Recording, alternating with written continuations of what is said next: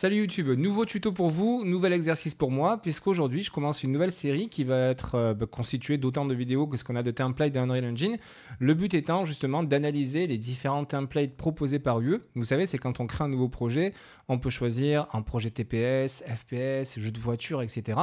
Bien justement, le but ça va être d'analyser ça, parce qu'en fait il y a plein de choses, il y a plein d'informations super importantes qui nous sont données, et bien souvent on fait l'impasse là-dessus.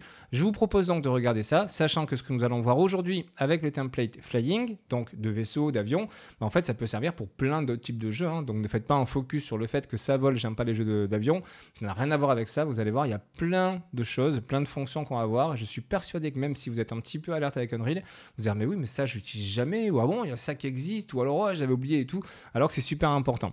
Du coup on attaque tout de suite notre étude, et tout d'abord petit rappel, comme je vous le disais, quand vous créez un projet, c'est ce template là que nous sommes en train de voir, le flying. Je reviens donc sur mon projet, et ce que je fais, c'est que j'édite directement quoi? Bien le blueprint principal, qui est ce fameux vaisseau qui s'appelle Flying Pawn au niveau donc du blueprint. Petit rappel, hein, c'est quoi un pawn? Quand on va créer un nouvel acteur, on a le choix entre ces différentes classes. On a la classe actor, qui est la classe la plus générique, globale, que vous allez très souvent utiliser en Unreal.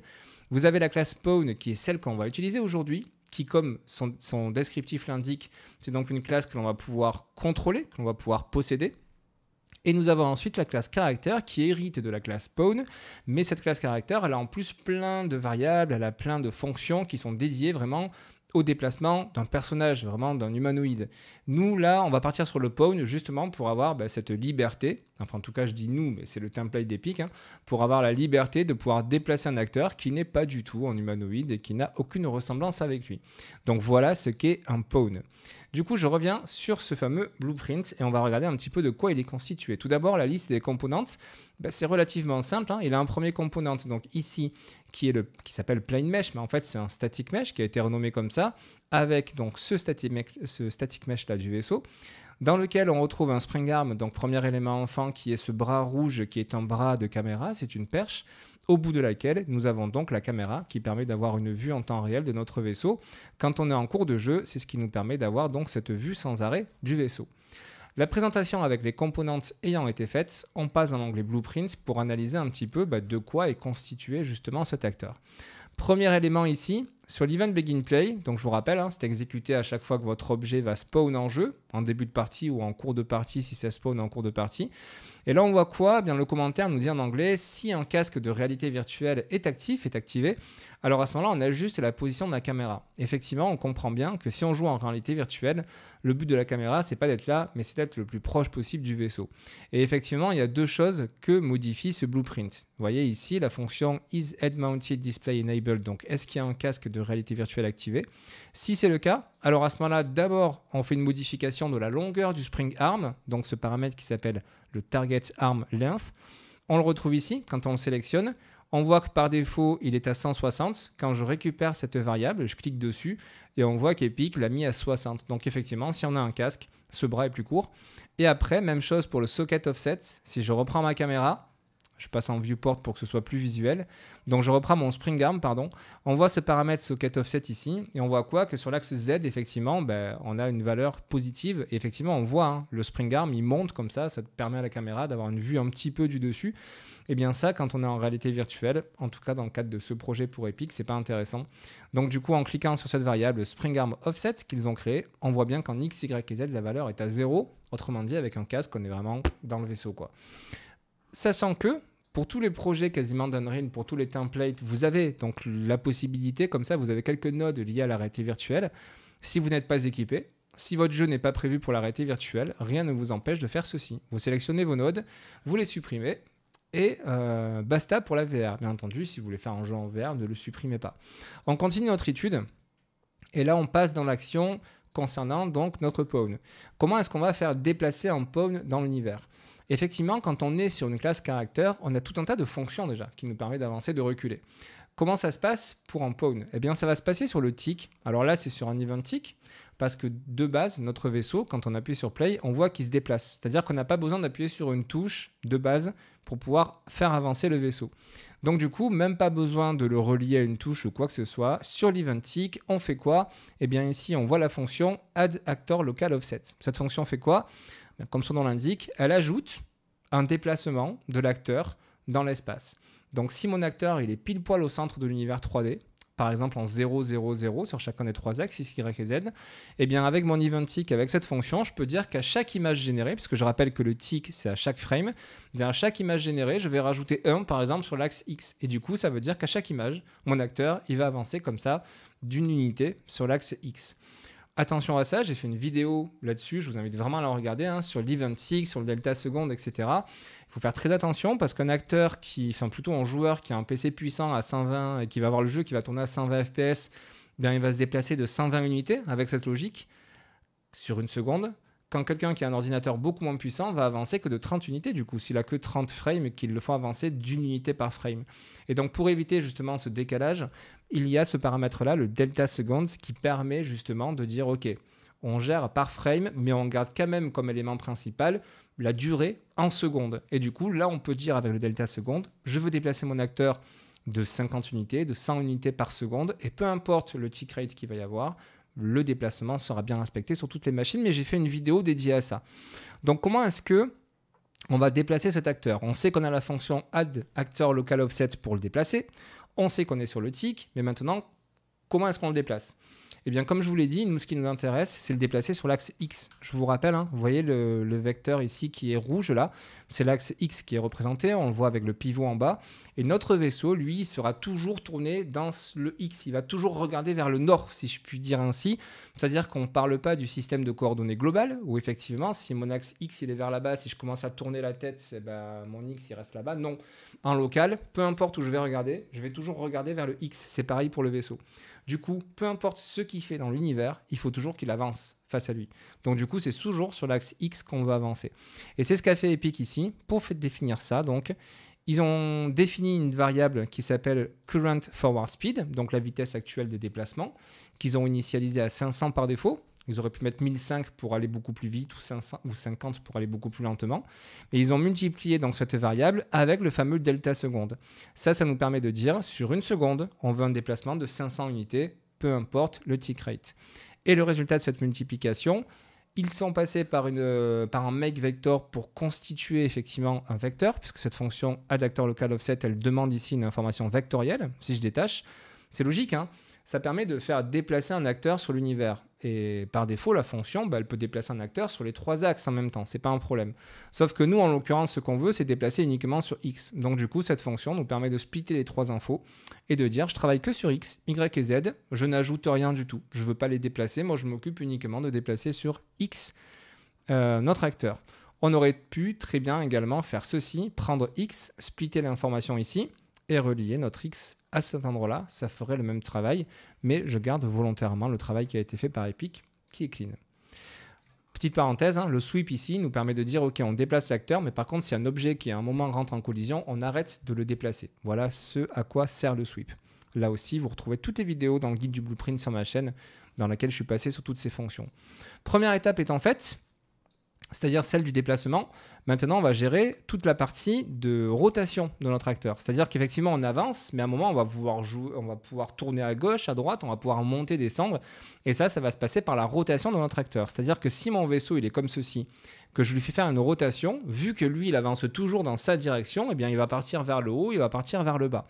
C'est comme ça que ça va fonctionner avec cette fonction add actor local rotation. Elle fait exactement la même chose que la première fonction, si ce n'est que la première, elle déplace, la deuxième, elle fait pivoter notre acteur sur les trois axes. Même chose, Epic est passé par un make rotator qui nous permet de créer cette fois-ci une valeur, mais au format rotator, puisque nous sommes en train de travailler sur la rotation. Format rotator, c'est ça, hein, X, Y et Z, mais cette fois-ci, on parle de degré de rotation et non pas de distance, comme on pourrait l'avoir avec une valeur vectorielle. Je relis donc ceci.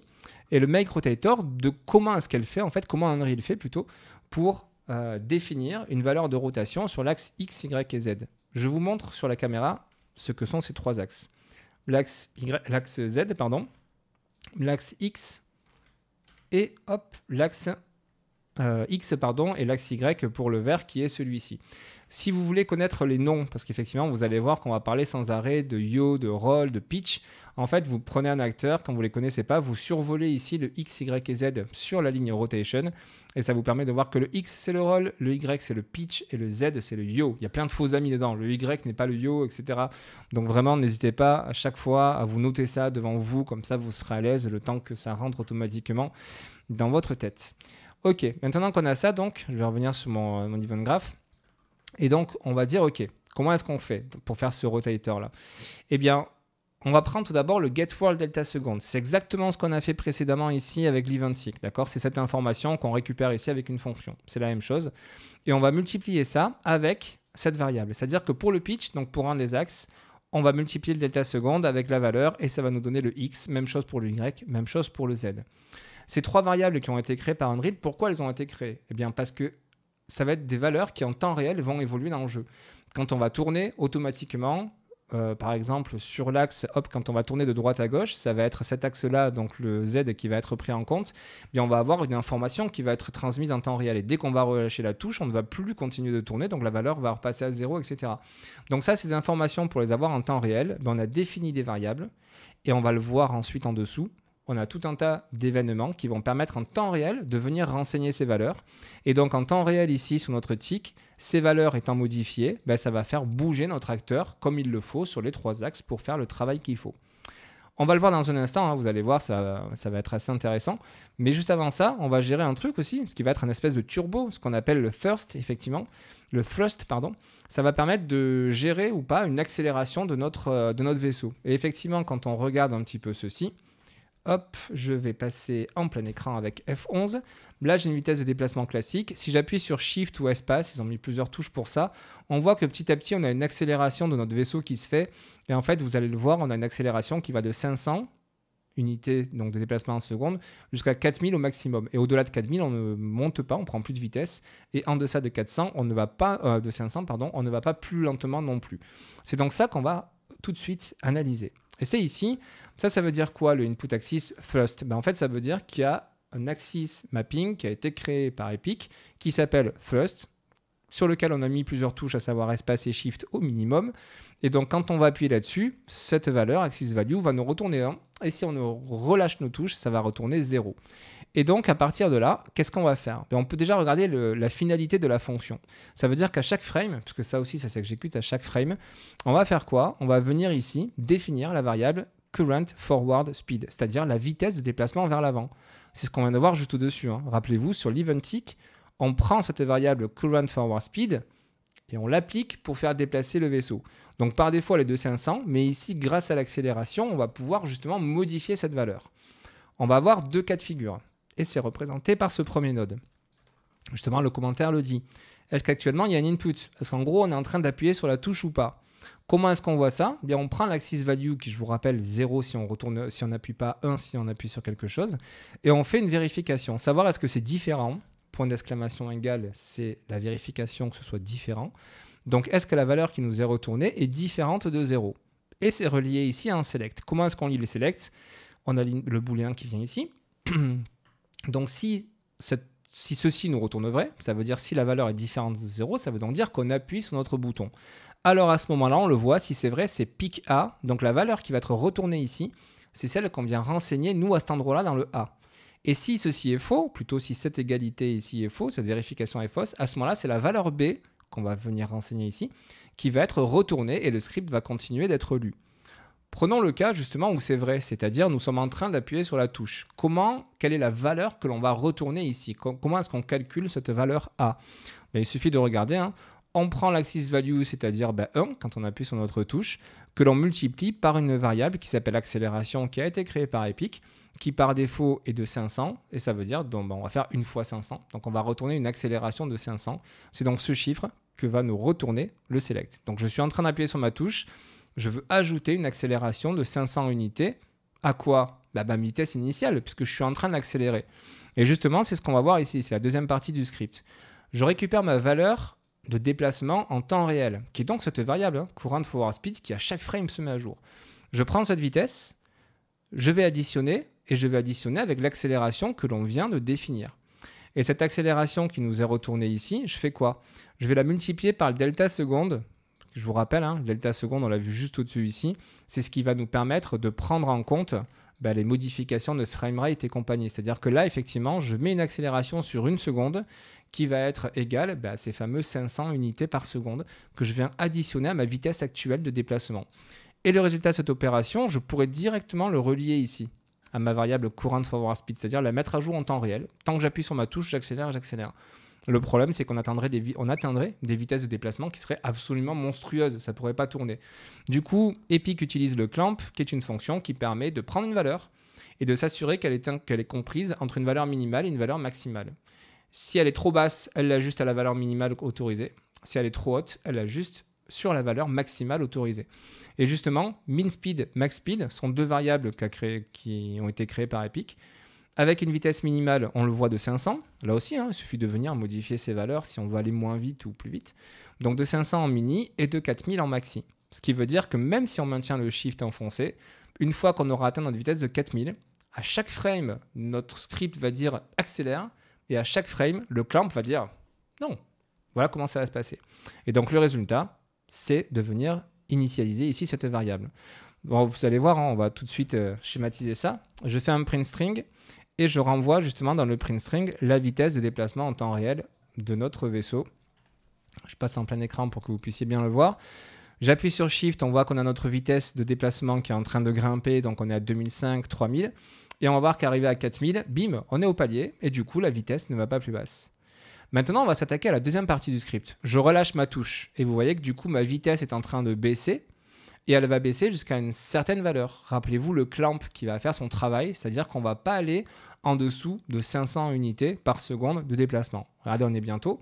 On arrive aux 500, bim, ça bloque. Et là, pourtant, à chaque frame, il y a le script qui dit « ma touche est relâchée, donc je veux appliquer une décélération ». Mais le clamp dit « non, tu es à 500, je ne veux pas que tu ailles plus bas ».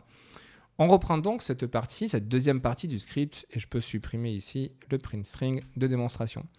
Donc la deuxième partie, c'est ici, c'est sur le select, c'est le cas B, c'est-à-dire quand cette valeur ici, est-ce que l'axis value est différent de 0, eh bien ça va nous retourner faux, puisque ça va être égal à 0 quand on va relâcher, et donc ce sera le B qui sera pris en compte, et c'est lui qu'on calcule. Qu'est-ce qu'a fait Epic pour faire ça? Du coup, c'est plus une accélération, c'est une décélération que fait Epic. Comment ils l'ont fait? Ils ont pris la même variable d'accélération, qui est de 500 unités, mais cette fois-ci, ça passe par en bas là. Ils multiplient par 0,5, donc en fait, ils divisent par 2 la vitesse. Et du coup, on va avoir sans arrêt une décélération qui va se faire. C'est-à-dire qu'on va toujours, pendant la durée donc, de décélération jusqu'à ce qu'on arrive à 500, on va retirer 250 unités, puisque l'accélération est de 500, on la divise par 2.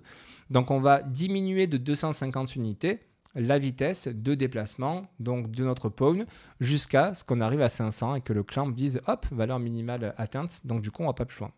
Voilà comment donc l'accélération est gérée dans le cadre de ce template d'Unreal Engine pour le pawn. On va continuer. Et cette fois-ci, on va revenir, rappelez-vous, sur le tout début sur l'eventic. Ici, je vous ai dit on accélère, OK. Et après, on gère les rotations. Donc là, on repasse à la partie rotation. Le but des trois fonctions que nous allons voir, des trois événements que nous allons voir, c'est justement de déterminer en temps réel ces trois variables pour indiquer à Unreal, effectivement, dans quel sens on est en train de tourner, à quelle vitesse on veut tourner sur chacun des trois axes. Donc on va commencer par la première, qui est ici, le yaw speed based on turn input. Le yaw speed, ça va être... Attendez, c'est pas celui-ci. Ouais, c'est celui-ci le premier. Je suis allé un petit peu trop vite là. Hop là. C'est le set pitch rotation rate using directional input. Autrement dit, le fait de vouloir, comme on le voit avec l'événement ici, le fait de vouloir monter ou piquer du nez, d'accord, avec le move up. Donc la même chose, le move up, c'est un action mapping qui a été créé par Epic, qui a été relié à plusieurs touches. En l'occurrence, moi je l'ai mis sur le Z pour monter et sur le Z pour descendre et le S pour monter. On va regarder tout de suite ce qu'a fait Epic avec ça. Et même chose, en fait, moi j'aime toujours quand je décortique du code, ok, je regarde l'événement, je vois qu'il y a tout un tas de nodes au milieu, mais je veux voir la finalité. Et la finalité, c'est une fonction en général. Et là, la fonction, c'est quoi? C'est de mettre à jour le current pitch speed, donc cette fameuse variable que l'on retrouve au-dessus ici. Au début, quand on n'est pas très au fait avec les noms justement qui sont donnés aux rotations, c'est vrai qu'on ne parle pas de X, Y et Z, on parle de yaw, de roll, de pitch. N'hésitez pas, vous venez dans le viewport, vous prenez n'importe quel acteur et vous regardez. Vous survolez, comme je vous disais tout à l'heure, rotation, on est sur le roll sur le X, on est sur le pitch sur le Y, et on est sur le yaw pour le Z. Et là, nous, ce qui nous intéresse, c'est le vert, en fait, c'est le Y, puisqu'on veut monter ou descendre. Donc, on voit tout de suite avec la colorimétrie, avec la couleur, qu'on va s'attaquer donc à cet axe-là. Je reviens sur mon event graph. Donc, comment est-ce qu'on va justement définir ce fameux pitch? Vous voyez, je fais une vérification, parce que même moi, avec le Y et le yaw, chaque fois, je me dis, mais non, c'est ça, et puis non, en fait, ça n'a rien à voir. Donc du coup, on va regarder comment est-ce qu'on va définir en temps réel comme ça cette variable. Et bien, pour la définir, on fait quoi? On prend tout d'abord l'axis value, c'est-à-dire si j'appuie sur ma touche, ça retourne 1 si je vais dans un sens. Si je relâche ma touche, 0. Et si j'appuie sur mon autre touche qui me permet de faire l'inverse, c'est-à-dire de descendre si je voulais monter ou inversement, ça va me retourner -1. D'accord? Rappelez-vous, l'axis mapping, c'est la base. Hein. Si vous ne voyez pas, prenez les tutos qu'il y a sur ma chaîne, les premiers sur les débutants. Donc on prend cette valeur-là, et on va la multiplier par le turn speed. Vous avez compris la logique d'Unreal, à chaque fois, il passe ça en variable pour rendre le code plus évolutif. Du coup, cette variable turn speed, elle est de 50. Ça veut dire qu'on va faire un virage, entre guillemets, on va faire des rotations de 50 unités. Si on veut accélérer ça, ben on met 500. Si on veut ralentir encore plus nos virages, on met 5 par exemple. Ça va permettre de pouvoir modifier ces valeurs. Donc ça, on fait cette première multiplication. Et ensuite, on voit fois -1. Vous voyez, il y a 3 multiplications ici. Pourquoi le fois -1? Ben justement, c'est ce qui va nous permettre d'inverser les commandes, en fait. C'est-à-dire que là, actuellement, tel que c'est, quand j'appuie sur Z, je pique du nez. Et quand j'appuie sur S, l'équivalent de tirer un joystick vers moi, en fait, donc quand j'appuie sur S, je prends de l'altitude. Si ici, je laisse 1, ou autrement dit, si je supprime ma troisième multiplication, qui du coup, multipliée par 1, ne sert pas à grand-chose, c'est juste pour l'exemple, quand je vais appuyer sur Z, je vais monter. Et quand j'appuie sur S, je descends. Et effectivement, le feeling, il est totalement bizarre, en fait, sur mon ordinateur, en faisant comme ça, parce que bien souvent, les jeux, justement, comme ça, de simulation de vol ou quoi, quand vous appuyez sur Z, vous piquez du nez, en fait. C'est-à-dire, vous partez vers l'avant. Bref, tout ça pour dire que ce x-1, il sert à inverser les commandes. Vous pouvez très bien inverser les commandes directement au sein de la gestion de vos inputs aussi. Mais voilà pourquoi donc Epic l'a mis ici. Donc on multiplie notre axis value par cette vitesse de rotation. Et le résultat de cette multiplication, qu'est-ce qu'on va faire? On l'additionne ici avec le current yaw speed. Alors pourquoi actuellement on est en train de faire le pitch, donc on est en train de gérer le haut-bas. Qu'est-ce que vient faire la gestion ici du yaw speed, qui est le fait d'aller à droite ou d'aller à gauche? C'est l'axe Z, mais quand on tourne effectivement, l'axe Z, c'est ce qui vous permet d'aller à droite ou d'aller à gauche. Mais en fait, Unreal ici, enfin Epic, a géré cet axe-là de façon à pouvoir faire ceci. Je vous montre tout de suite. Ils expliquent pour limiter les effets de tangage. Si je suis en train de tourner, mais qu'en même temps, je suis en train d'essayer de monter, vous voyez que mon pawn, il se couche vachement, et quand je relâche, mon pawn, il va se remettre droit comme ça. Et effectivement, en fonction de la valeur que vous allez mettre, c'est-à-dire vraiment la prise en compte du fait de tourner en même temps qu'on est en train de monter ou de descendre, là j'étais à -2, je mets 1, je mets totalement presque l'opposé. Vous allez voir le résultat. Donc même chose, j'essaie de tourner en même temps que je suis en train de monter, et vous voyez que mon vaisseau, beaucoup plus vite en fait, il s'est mis à vriller. Et quand je vais relâcher ma touche, beaucoup plus vite, il va se remettre droit aussi. Et c'est cet effet justement de tangage que Epic traite avec ça, c'est ce qu'ils mettent ici. Si je mets -1, là j'étais à 1, et si je mets -1, alors là vous allez voir, ça va être l'effet inverse, je vais quasiment pas réussir à faire vriller mon vaisseau, vous voyez, à tourner en même temps. Là c'est beaucoup plus lourd à gérer, c'est assez affreux comme rendu en mettant ça, mais c'était pour vous illustrer pourquoi donc ils prennent en compte également, en même temps qu'on monte justement la gestion de cet axe-là. Je reviens sur mon pawn, je vais mettre -0,2 qui était la valeur que nous avions initialement, hop, et on va continuer notre script. Donc ils additionnent cette fameuse vitesse de rotation sur le haut avec donc cette gestion ici de la partie haut droite. Et le résultat de cette opération, ça vient ici se mettre dans un finterp2. C'est quoi cette fonction? C'est l'équivalent d'une timeline, mais que vous pouvez utiliser quand votre code s'exécute à chaque frame, ce qui est le cas d'un eventic, ce qui est le cas ici de n'importe quel axis mapping qui va être exécuté à chaque frame. Et ça va nous permettre de faire une interpolation d'un float. Et effectivement, là, on travaille sur un float, code couleur vert, c'est un nombre à décimale. Ça va nous permettre de dire quoi? De récupérer notre pitch en temps réel, c'est-à-dire notre vitesse, entre guillemets, de rotation sur notre axe Y, en temps réel, donc, sa position actuelle, et de lui donner une destination cible, un degré cible. Et l'interpolation, cette fonction-là, va nous permettre de dire sur 2 secondes, tu passes du premier au deuxième. Ça ne va pas être instantané. Ça rajoute un côté vachement smooth en fait à l'animation qui est super intéressant. Regardez, si je mets 0 pour vous illustrer ça et que je lance le play, regardez quand je vais au bas, c'est instantané. Vous voyez, on n'a plus cet effet un petit peu tout à l'heure vraiment de vaisseau qui a plein de physique prise en compte pour faire ça. Là non, c'est instantané. Si par contre je remets 2 secondes, et bien dans ce cas, on va bien avoir quand je vais faire du haut-bas, quelque chose de plus smooth, on a vraiment l'impression comme ça de lourdeur un petit peu du vaisseau, enfin de la physique et compagnie. Donc c'est beaucoup plus sympa. Et enfin, le résultat de cette interpolation, bien, elle vient mettre en temps réel cette variable current pitch speed. Donc ça, c'est pour le haut-bas. On continue, vous allez voir, hein, la première fois, c'est un petit peu violent peut-être, mais après, vous allez vous y faire. On a ici le move right, donc même chose, c'est un axis mapping qui a été paramétré, qui est relié sur 2 touches, Q et D, pour aller à gauche ou pour aller à droite. Et le système, il est exactement le même. La finalité, c'est quoi à chaque frame?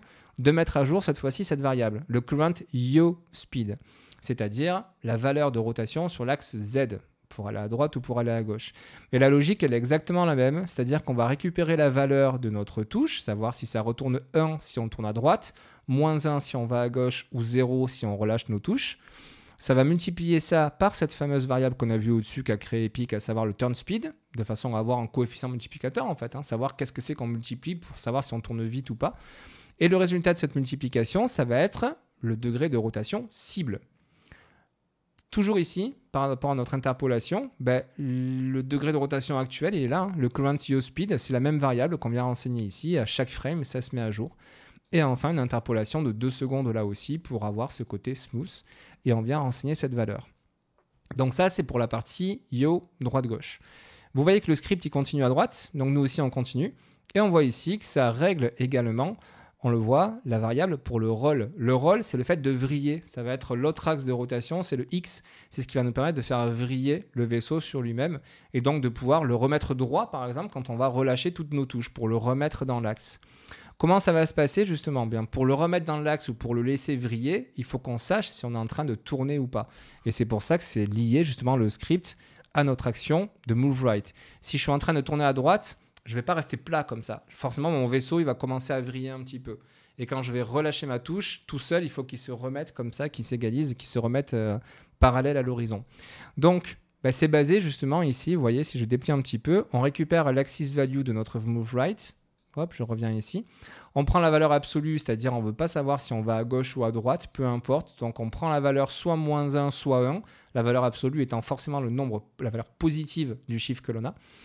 Et on va faire une vérification, savoir si cette valeur est supérieure, strictement supérieure à 0,2.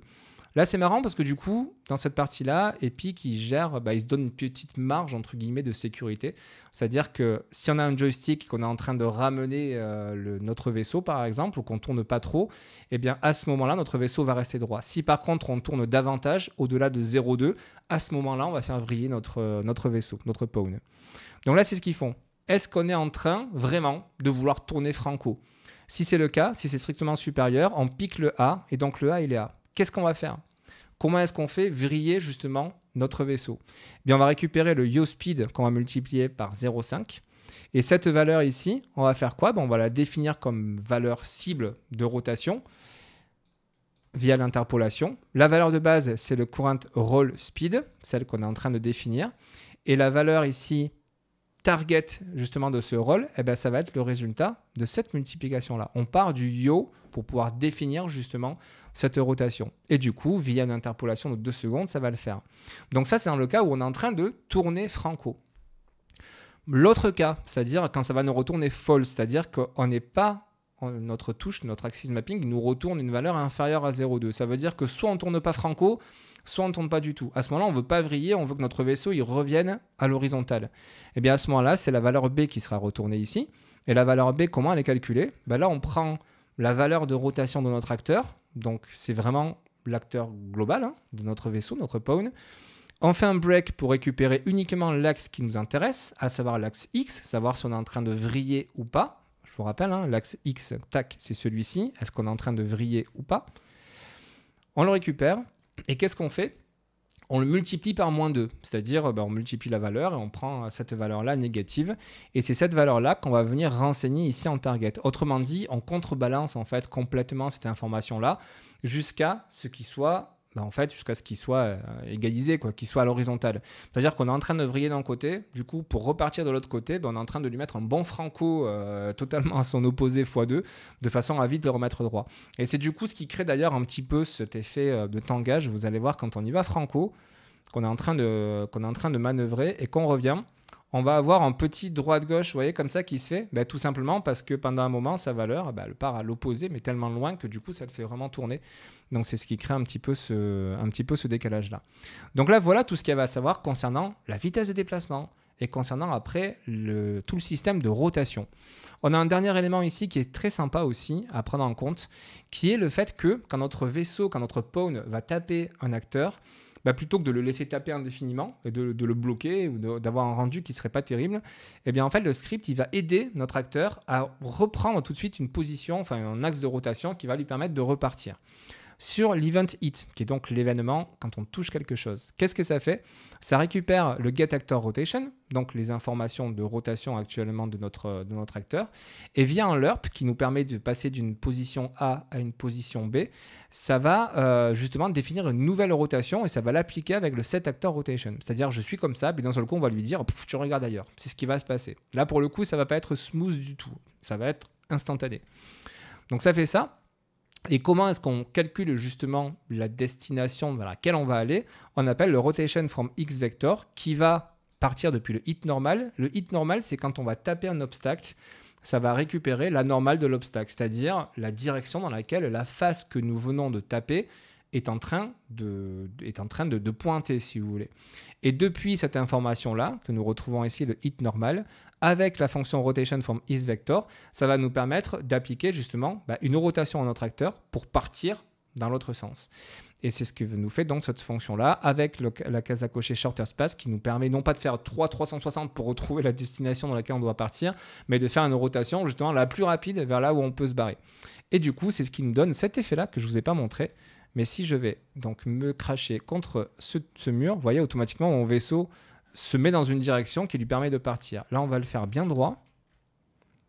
Hop, et vous voyez, automatiquement, mon vaisseau, c'est pas de la physique, c'est pas quoi que ce soit, hein, c'est vraiment qu'il touche et que du coup, automatiquement, tac, ça le fait bouger comme ça, de façon à ce qu'il puisse partir le plus rapidement possible. Et ça le fait. Vous allez voir, on va faire une dernière chose pour que vous puissiez bien le voir. On va faire un print string ici. C'est juste pour que vous ayez idée. Hop. Je repasse en plein écran, je vais donc me cracher. Regardez dans votre colonne de gauche les print strings. Vous voyez, en fait, il y a eu plusieurs print strings. Pourquoi? Parce qu'en fait, on fait un décalage, c'est la dernière chose que nous regardons, avec l'alpha ici. C'est-à-dire que on lui fait pas faire un 180 degrés d'un seul coup au vaisseau, en fait. C'est-à-dire qu'à chaque fois, on lui fait faire une petite rotation. Et c'est le 0,025 que vous voyez ici. C'est-à-dire qu'il va taper le mur, on va le décaler un petit peu, puis il retape, et puis un petit peu, jusqu'à ce qu'il puisse se décaler. Sauf qu'en fait, ça se fait tellement rapidement, vous avez l'impression, vous, que c'est quasiment instantané. En fait, ça s'est fait donc en quelques fois. Voilà tout ce que je pouvais vous dire sur cette longue partie, sur ce template.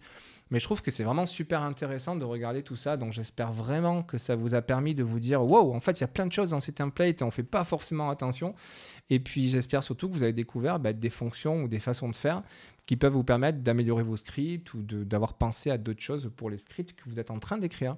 Je vous dis à très bientôt pour la prochaine vidéo. L'espace commentaire est là pour me dire si ce format vous kiffez ou pas. Quant à moi, je vous dis ciao, prochaine vidéo. Ciao.